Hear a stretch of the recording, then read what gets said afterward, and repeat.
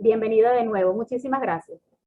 Bueno, de verdad que honrada por la oportunidad que me brinda de expresar un poquito lo que es la radiología intervencionista, y mi intención de verdad es enamorar a todas estas personas de lo que es la radiología intervencionista, ¿ok?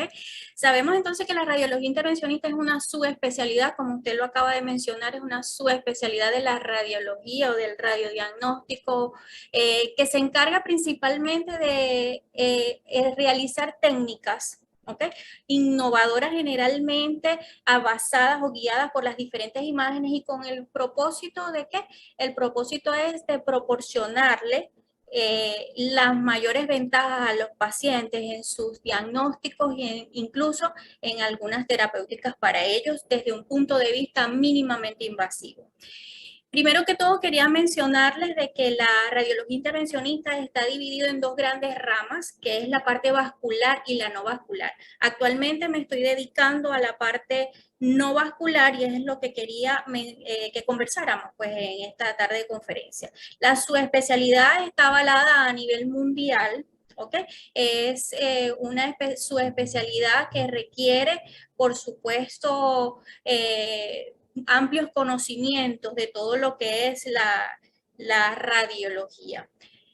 Cabe mencionar de que nosotros no trabajamos solos, siempre estamos engranados con las diferentes especialidades de la medicina, que somos médicos interconsultantes de las diferentes ramas: cirugía general, medicina interna, cirugía cardiovascular, gastroenterología, urología, ginecología, neurocirugía, pediatría, todas estas especialidades que en algún momento necesitan algún abordaje percutáneo o mínimamente invasivo, puede requerir de nuestros servicios. ¿Cuáles son las ventajas que ofrece todo lo que es la radiología intervencionista para el paciente? Número uno es el menor costo en todo lo que son el abordaje y todo lo que es el procedimiento como tal, menor duración del procedimiento, es muy importante eso, cabe destacar, y no requiere hospitalización. Generalmente no requiere hospitalización todos los procedimientos que nosotros realizamos, ya que son ampliamente ambulatorios, ¿ok? No requiere anestesia general, nosotros trabajamos con anestesia local. Por supuesto, eso conlleva una baja morbilidad y menor riesgo, que es muy importante, menor riesgo de infecciones y hemorragia. Nosotros como radiólogos debemos tener amplios conocimientos, número uno, y no está mencionado allí, de todo lo que es anatomía. Debemos de conocer la anatomía de todos los órganos de nuestro cuerpo, ¿ok? Debemos de conocer todo lo que son los conocimientos en imágenes diagnósticas, en técnicas quirúrgicas. Nosotros debemos de conocer las diferentes medios de imágenes que podemos utilizar para realizar algún procedimiento, todas las rutas de acceso que se pueda abordar de manera percutánea para realizar el procedimiento es muy importante. Conocer, por supuesto, los materiales especializados o específicos que nosotros utilizamos a la hora de realizar nuestro procedimiento. ¿Cuáles son las guías imagenológicas que nosotros utilizamos? Desde ecografía, tomografía, fluoroscopia, resonancia, y en algunos casos podemos fusionar algunas de estas imágenes con el propósito de realizar los procedimientos de forma mínimamente invasiva. Fíjense que les traigo esto que dice requisitos previos, ¿ok? Es muy importante que ustedes sepan que los requisitos para realizar estos procedimientos son muy pocos. Generalmente lo ideal es la planificación del procedimiento, ¿ok? Evaluar las imágenes, ver la anatomía, ver la naturaleza de la patología y poder entonces programar un abordaje adecuado para este paciente. Coloco allí exámenes pertinentes porque nosotros no necesitamos una gran serie de exámenes generalmente, y de acuerdo a alguna patología podríamos realizar alguno que otro examen pertinente, pero ideal es que el paciente presente una hemoglobina adecuada, plaquetas adecuadas y unos tiempos de coagulación aceptables, ¿ok? Fíjense que acá tengo algunos valores con los cuales nosotros podemos manejar para poder realizar un procedimiento. Obviamente, el consentimiento informado del paciente, que es explicarle al paciente todo lo que es complicaciones, todo lo que es las diferentes fases de este tipo de procedimientos. ¿Tiene contraindicaciones? Por supuesto que los procedimientos mínimamente invasivos también tienen contraindicaciones como cualquier otra actividad o abordaje médico dentro de la medicina. Uno de ellos es cuando de verdad la solicitud que nos realizan para estudiar algún órgano se puede realizar a través de otro método menos agresivo para obtener la información, obviamente es lo ideal para el paciente, ¿ok? Coagulopatías. Algunos pacientes que tienen trastornos de coagulopatías, lo ideal es, por supuesto, tratar de llegar a un punto aceptable para poder realizar el procedimiento. Falta de colaboración del paciente, nosotros realizamos este tipo de procedimientos y el paciente tiene que colaborar durante ello. Ustedes se preguntarán, bueno, hay niños, por supuesto, también hacemos procedimientos en niños y ellos obviamente no van a colaborar en los procedimientos. Por ello, entonces, también nosotros nos apoyamos con el servicio de anestesiología y en algunos otros casos en específico. Los pacientes con alteraciones hemodinámicas generalmente es una contraindicación, salvo que se puedan realizar o resolver este tipo de solicitudes en estos pacientes a través de ultrasonido, que podamos nosotros ir incluso a la sala de UCI a resolver alguna de estas patologías, pues lo podemos hacer. Y obviamente si el acceso o el abordaje a la lesión a estudiar no es seguro, no, entonces eso definitivamente es una contraindicación. Entonces, vamos entonces a ahondar un poquito más de todo lo que nosotros hacemos desde el punto de vista intervencionista mínimamente invasivo. Una de los grandes procedimientos que nosotros hacemos y lo hacemos muy a menudo son las punciones biopsia. Las punciones biopsia no es más que tomar una muestra de alguna lesión a estudiar, ¿ok? ¿Con cuál fin? Con que nosotros obtengamos información, ya sea para el punto de vista histológico, citológico, microbiológico o bioquímico, identificar su naturaleza y, por supuesto, el abordaje de este paciente. Es muy importante que como radiólogos intervencionistas nosotros obtengamos muestras valorables, representativas y suficientes para que a la hora de que sean procesadas, pues den los resultados que nosotros deseamos, que es la conclusión del paciente, porque recuérdense que ello depende tanto el manejo como el pronóstico del mismo. Les traigo entonces una serie de procedimientos que nosotros realizamos mínimamente invasivos, lo más sencillo, punciones de mama, ¿ok? Tenemos entrenamiento también acerca de las punciones de mama. Veamos acá, por supuesto, unas imágenes donde vemos estas lesiones sospechosas en mama. Puede ser abordaje fácilmente, su abordaje es fácil a través de ultrasonido, ¿ok? Lesiones cervicales a nivel de cuello, podemos observar esta paciente con una lesión ocupante de espacio en cuello del lado paramedial derecho. Fíjense el abordaje donde podemos nosotros obtener muestras para este tipo de lesiones. Las indicaciones más frecuentes que nosotros recibimos en nuestras consultas son lesiones hepáticas. Son lesiones hepáticas en pacientes cuya histología es necesaria, generalmente pacientes con lesiones primarias o incluso lesiones secundarias que se quieren estudiar. Acá les traigo algunos ejemplos de abordajes a través de ultrasonido, una gran lesión ocupante de espacio, otras lesiones múltiples, vemos lesiones también hepáticas, tanto pequeñas como un poquito más grandes, todo va a depender de las lesiones, ¿ok? Lesiones retroperitoneales, son muy importantes la toma de muestras a la hora de decidir el material especializado que nosotros necesitamos, las agujas Trucú, el grosor, todo eso es importante para obtener muestras satisfactorias, ¿ok? Acá vemos un control tomográfico donde observamos que fue exitoso este tipo de procedimiento y no presentó complicaciones. Acá les traigo un caso de una niña de 7 años con una lesión ocupante de espacio a nivel de cuerpo vertebral dorsal bajo. Fíjense que en la fotografía se evidencia el aumento de volumen con destrucción total del cuerpo vertebral, incluso lesiones de tejidos blandos adyacentes. Por supuesto, como les mencioné anteriormente, el abordaje en este caso es apoyado por el servicio de anestesiología. Fíjense cómo nosotros pudimos tomar muestras específicamente de esta lesión. Gracias a Dios, para la niña era un proceso infeccioso. Una de las lesiones que en algún momento nos pueden solicitar y que de verdad una de las más difíciles son las lesiones ocupantes de espacio a nivel de páncreas, ¿ok?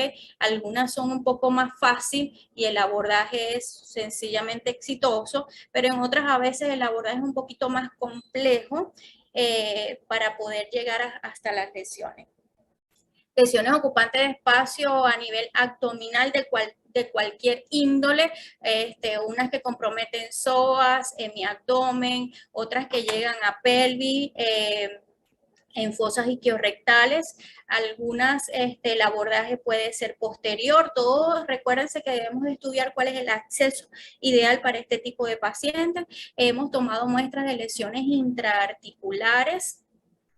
Las lesiones de riñón, es frecuente que nos lleguen a nuestra consulta, valga la redundancia, este tipo de lesiones, porque generalmente todo va a depender de la conducta del médico tratante, y hay lesiones ocupantes de espacio como esta que les traigo por acá, que está en íntima relación con polo superior del riñón, con hígado, pero también está en íntima relación con la glándula suprarrenal. Entonces, a veces el estudio histopatológico previo protocolo quirúrgico es muy importante, ¿ok?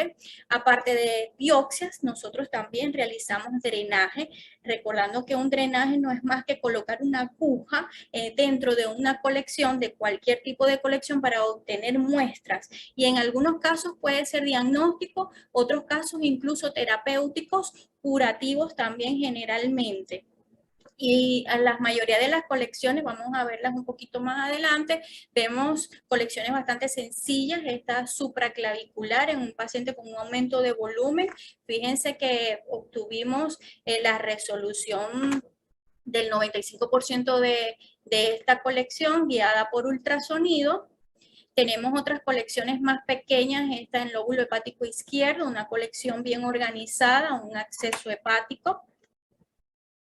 Tenemos otros casos, recuérdense, las complicaciones de las colecistectomías, los biliomas, son muy frecuentes también que lleguen a nuestra consulta. Lo ideal en este tipo de paciente es alojar un catéter allí en la colección, como lo podemos observar acá, para el drenaje del mismo, y obviamente tomar muestras para confirmar la sospecha clínica, ¿ok?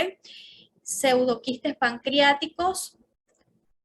Tenemos este caso donde este paciente presentó numerosas colecciones, en este caso tabicadas, pero bien organizadas, bien formadas, y se decidió en este caso colocar el doble abordaje, catéter Pictet, en ambas colecciones de mayor tamaño, pues para, fíjense como acá que la resolución, sin embargo, se dejó el catéter en estos pacientes para evitar la recidiva. Otra colección de un paciente con diagnóstico de pseudoquiste pancreático bien organizado, se logró alojar de manera exitosa, por supuesto, un catéter Pictet y dejar para la evolución del mismo, pero a veces no son tan bonitas las lesiones, a veces una colección mal organizada, irregular, que generalmente lo ideal es dejar también catéter y tomar muestras, obviamente, para confirmar, como les mencioné anteriormente, todo lo que es la clínica del paciente, ¿ok?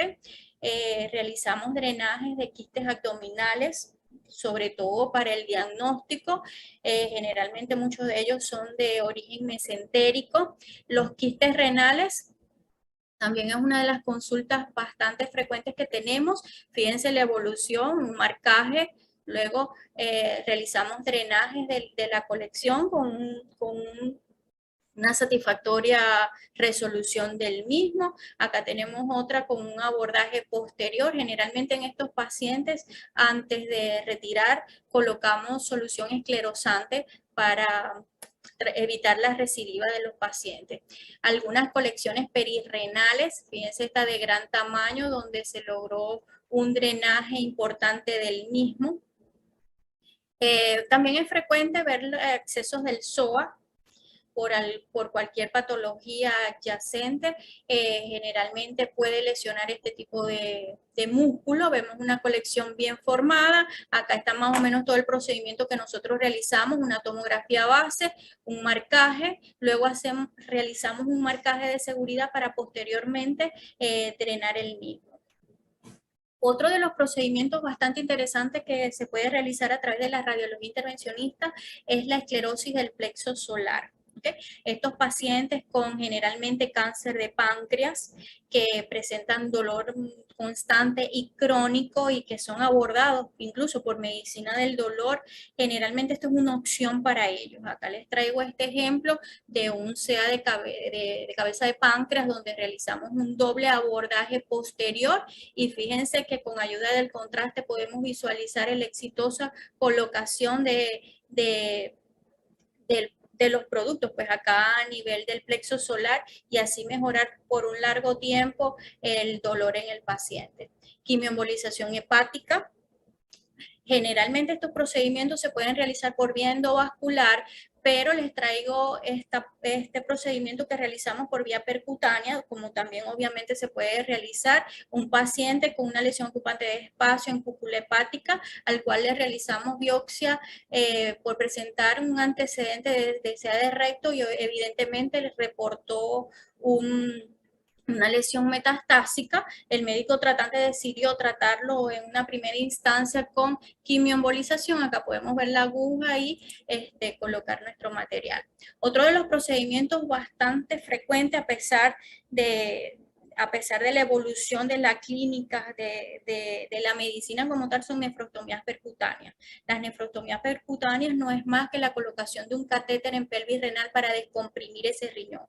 Las causas de estas ureterohidronefrosis que se pueden presentar en diferentes grados, hemos recibido pacientes por lesiones neoplásicas a nivel de cuello uterino, próstata, pero otras de las causas de estos síndromes obstructivos son por litiasis. Acá les traigo un ejemplo donde fue un abordaje en decúbito lateral en este paciente, donde pudimos colocar un catéter Pictet de forma exitosa a nivel de la pelvis renal derecha.